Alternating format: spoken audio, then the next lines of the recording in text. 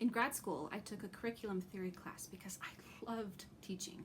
I'd get totally nerdy about how to take a difficult concept and translate it for my students, like how to set up a discussion that could radically change their perspectives, how to structure a writing assignment to pull the most critical thinking out of a student.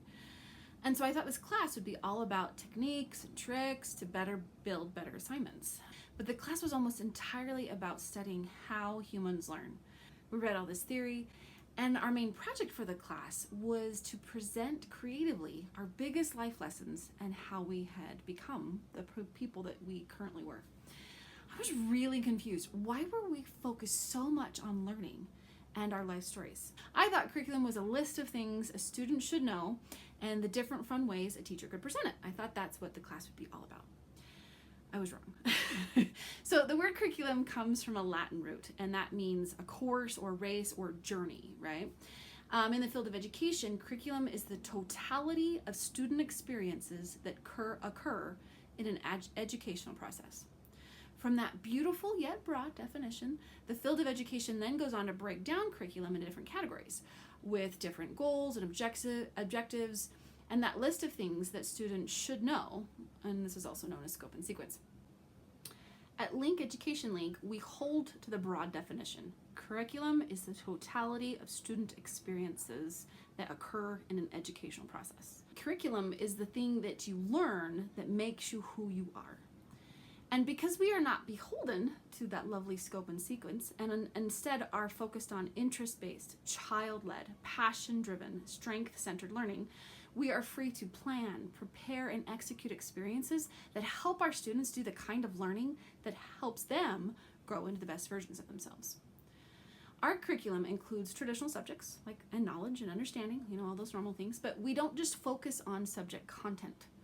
Curriculum also includes skills and strategies to help students become better humans and lifelong learners. Better humans are critical thinkers, curious, compassionate, and responsible, and happy. Our curriculum is organic. It grows out of each classroom with its unique group of students and teacher. It is highly personal, which means it is highly relevant to our students. The activities included in our curriculum will always vary. We do have some more traditional learning activities, but there is always a focus on hands-on, real-world application and active activities. Children are not little adults. They learn differently. We honor how embodied they are, at least compared to adults, and provide learning opportunities accordingly. If it's not in the hand, it can't be in the head. So let's get down to specifics. A project is just a learning experience, and a curriculum is made up of projects. So when planning a curriculum for the unit or term theme, consider the following things. First, we start with what you personally are excited about. What do I think is fascinating about this subject or this topic? The best curriculums are passion-driven. And since our students generally don't know anything yet about this topic, we lead by passionate example. So first, do a little research and learning yourself and find something you're excited to share. Then find out what your students are interested in. And this you might know as the year goes on already, and some of this you'll learn as you're creating the term with them. What subjects are they drawn to? What kind of projects do they enjoy? Now we're looking for the passions of the students to guide our curriculum. We start with what they already love and we build on it. Students don't know what they don't know, so part of our job is to expose them to parts of the world, ideas, and types of projects. Now, of course, you'll have a variety of students and interests. You can't excite them all every time, but if you excite some, you've met your goal, and you're always seeking to find their passion and their interests. Next, we ask, what are the strengths of my students and how can I challenge their strengths?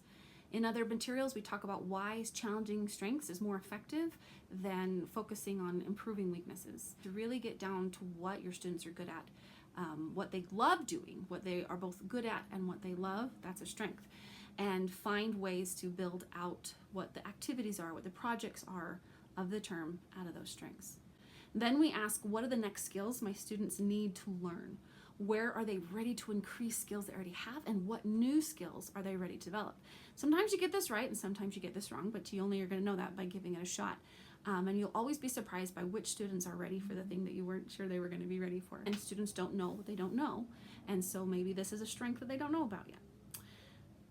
We always also consider, are there any major things about the term topic that we have to cover? For example, if you're studying the American Revolution, there's a lot of different ways you can go with that, but you should probably talk about the basics of the American Revolution, 1776, Britain and America, freedom, Bill of Rights, all those things, right? And make sure that you cover those things. A lot of times though, it's a pretty short list. And a lot of the times you don't have to worry too much about covering these things because it kind of takes care of themselves. Now, the final thing is to pay attention to the different subjects that fall into the term topic and the various projects you can do at them. So we want to be aware of and in the periphery, thinking about math, science, language arts, social studies, art, engineering, etc. And definitely choose projects that kind of fill out and round out the term so that we're hitting those things. And we want to have a variety of subjects each term, but we also don't need to stress about, oh man, I haven't done enough math this term, that you're trying to hit it a certain number of times. Some terms lend themselves more to history, some lend themselves more to science, and that's okay. Over the course of the year is kind of what we're more aware of, not course of the day or the week, right? You don't need to feel like you have to fit in every subject every day or every week. If you get it every couple of weeks or every month, that's a better target to hit. Okay, now we're going to run through these questions using a unit that I did fairly recently with my oldest class. So there was 11, 12, 13s, and some 14-year-olds in this class. So the unit was ancient Greece, and we started with what I was interested in. There's a lot of different ways we could have gone by that. And for whatever reason, this time around, I was really interested in some of the nuances of democracy. This idea that it wasn't everybody had a say, it was only certain people and only a certain subject within that certain group of people. So I started there because I was excited about that. And so I planned a couple of lessons where we drew cards and that told you what you were in the society, and then we had to make a class decision, but only certain people with certain cards could talk and only certain people within those cards could vote. And then the ones that happened to draw slave cards, I gave them jobs to do around the classroom. I always really get excited about immersive or role-playing type activities, things that have the kids kind of almost act out their learning. I really get excited about those kinds of things. I think they're fun. And so that was how I started. That was the first place that I started in teaching them about democracy. And then after that, I also really get excited about geography and how the geography shapes the culture. I call it the why of the where. So it's a phrase students hear from me a lot. And so it was really interesting that we had all these different city-states who all had different experiences of democracy. And the question was a personal one. I was like, well, why are some democracies different? Does it have anything to do with the larger culture or the larger geography? And so as we were exploring that a little bit as a class, I noticed there were some kids that were also excited about that and interested in that. And more specifically, I thought of a way to gamify it. I have a lot of really good game players in this class. And I decided to just go all in and turn it into a game. And so that was when the game was born, that was sort of modeled off of Settlers of Catan, in that the students were put into groups and they got to look at all the maps and decide where they wanted to build their settlement. We called it polis because that was the name for city-state in ancient Greek, was the name of the game. And so they built their polis and they had to consider these things. And so now they were doing research and making decisions critically for a purpose and for a point, and that was really engaging for them. This played to several of my students' strengths that I had been wanting to engage a little bit more, that had maybe not been as engaged in the previous term, because it was a lot of strategic thinking and it was a lot of imagination, right? Like this is game, so there's kind of role playing, there's all kinds of things. And as we built the rules of the game, I had the students share those, had kind of help decide rules as we learn more about the culture of ancient Greece and more about the types of buildings and the different things that shape the rules of the game. Because we played the game, we'd play like a round or two a day, and some days we'd skip because there were things going on. And so it was a long, the introduction of the game was kind of more of a learning activity as far as doing research on geography and things and getting that set up. But then as they went on, they had to make additional decisions. The other reason that the game turned out the way it did was because I was really thinking about what skills my students were ready to learn. we'd been working on collaboration in a couple different ways and had seen some growth. And I felt like this was an opportunity for them to collaborate in a different way, to have conversations, to make decisions together about the game and what they were going to do in the gameplay, and then to have to mediate conflict as well. And so again, the idea for the game kind of came first-ish. I didn't know how long we were going to play it. As I was thinking about the needs of the kids and their strengths and what skills they're ready to develop, that all played into how we designed the game together, and how we would do things. The other reason I chose democracy was also because I was thinking about what's a major thing from this term that we just have to cover. And democracy and ancient Greece are just, for me, that was something we just had to cover. And also these are older kids that I want them to start thinking politically and beyond themselves. And then as far as different subjects that we wove into this project, the students had to create a map, and it had to be artistic in some way. And they decided who within the group would do that. Some of them did a 3-dimensional map. Some of them just did a little sketch. And it was really fun to see how they made this map of their polis. So that's both art, drafting a little bit. When it's 3-dimensional, then we're getting into like spatial reasoning and math and a little bit of engineering type stuff. They had to create gods, or not create, they had to choose gods that were their founding gods. So now we're into mythology and social studies and language arts, and they had to choose the founding stories of these gods. And so it was really fun to see different groups really get into that and have them be excited to really develop out these details of why this culture loved this god so much, or different things. So those are their patron gods. And so that was language arts, more history, some philosophy, right? And then then they had to take that and turn it into a representative pot, okay, or vase. And so vases were a big piece of art and an important archaeological and cultural thing to learn about. And they had to take what they had built in the game and represent that on the pot. And so they had to build the pot. There was a process that we did for that. We didn't do it the typical way, and so there was making skills involved in that, and drafting skills, because I made them 3-dimensionally figure out how to do it, build their own pattern. And so we're getting into kind of some of those making engineering-y type thingies, right? And then when we do gameplay, we had cards, and my artists would decorate their cards and and all those things. And then we had a lot of math involved because there's a lot of rules, and so you would get this many things for this thing and this, and so they were constantly trying to calculate, well, can I build this many things on this turn, or what is my larger strategy based on how much input I'm getting and how much I want to put out for my trading and whatnot. So that sounds super complicated, and so maybe that wasn't the best example for me to give of how I would develop a curriculum. And like I said, this was something that we did in the beginning. We did a couple hours, 2 different sessions of setting it up, and then we would play it around. It took 15-20 minutes most days, and we'd add rules to it as we learned more about the term. But that's just an example of one way I developed that as we were going along together, both collaboratively with me and the students, and how I considered those questions. Now I'll give an example of a term that I wasn't I wasn't the teacher for, but I observed. This is when we were doing the Pacific term, and I'm going to talk about the youngest class. And so the teacher started out with the Pacific Ocean. She was very interested in the Maori people. And as they were, I think she started first with a story, which is a really great place to start. So they were reading some folk tales or myths of the Maori people, and they made some puppets to go along with those myths so the kids could act them out, which is a really great activity because now you have them having not just listening passively to a story, but then reciting that back. And so that's an important skill of them to increase comprehension and creative expression. And then also making the puppet means more hands around, so we're more physical and more involved that way. And so they did that first, and one of the tales that they read had to do with sharks, and this lit a fire in this particular classroom of 13 kids. And there was almost all of them were just thrilled and excited to learn about sharks. And so the teacher pivoted from there. She was like, okay, I guess we're doing sharks. And so she started learning about sharks herself and asked the kids what they were excited about for sharks. Some of the kids were excited about the teeth. Some were excited about all the different kinds of sharks. Some were excited about what did sharks eat, right?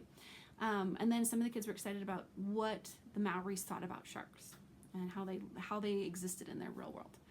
And so she also had a lot of art kids, that year, and a lot of science and kind of STEM kids that year. And so then as she's considering, okay, this is what they're excited about, but what kind of projects are they excited about? She chose to design her curriculum or her projects around those particular interests. And so they did, as they're learning about sharks, they did some art about sharks, a lot of different art projects. They did some, I'm trying to think now, like archaeology, where they like had shark fossils and they learned about old sharks. And I think there was a shark dance they did at one point. They had some very active kids that needed lots of like active experiences, and so there was a shark dance that they did.